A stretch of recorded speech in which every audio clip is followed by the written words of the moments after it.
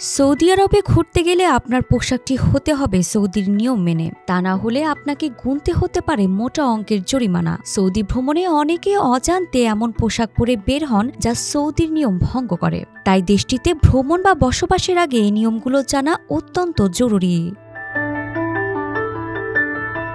Saudi সরকার 2019 সালে public decency ল চালু করেছে। এই আইনে বলা হয়েছে পাবলিক জায়গায় শালীন পোশাক পরা বাধ্যতামূলক। কাউকে অস্বস্তিতে ফেলতে পারে এমন কোনো পোশাক পরা যাবে না। যদি কেউ অশালীন পোশাক পরে বের হয় তবে তাকে জরিমানা করা হবে এবং পুনরায় নিয়ম ভাঙলে জরিমানা দ্বিগুণ হতে পারে।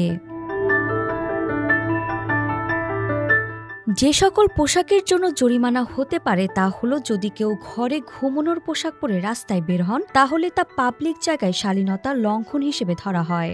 এমনটি হলে 100 সৌদি রিয়াল জরিমানা দিতে হতে পারে। জামায় যদি অশ্লীল বা আপত্তিকর লেখা বা ছবি থাকে তাহলে এটি আইন ভঙ্গ হিসেবে ধরা হয়। এর জন্য 500 থেকে 5000 সৌদি রিয়াল পর্যন্ত জরিমানা হতে পারে। শরীরের কাঁধ বা হাঁটু প্রকাশ করে এমন পোশাক সৌদিতে পরা নিষেধ। খুব টাইট জামা কাপড়ও পরা নিষিদ্ধ। শুধু নারী নয়, পুরুষদের জন্য রয়েছে একই নিয়ম। পুরুষরা সাধারণ প্যান্ট ও শার্ট পরুন। শর্ট স্লিভলেস জামা বা রাতের পোশাক এড়িয়ে চলুন। এসব নিয়ম না মানলে জরিমানা বা পুলিশের জিজ্ঞাসাবাদ হতে পারে।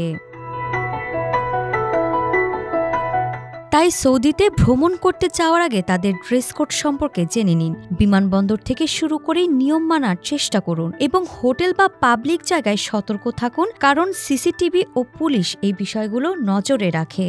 সৌদিতে পোশাক নিয়ে নিয়ম অনেক কড়া, তাই সৌদিতে গেলে বা যাওয়ার পরিকল্পনা থাকলে আগে থেকে শালীন পোশাক বেছে নিন।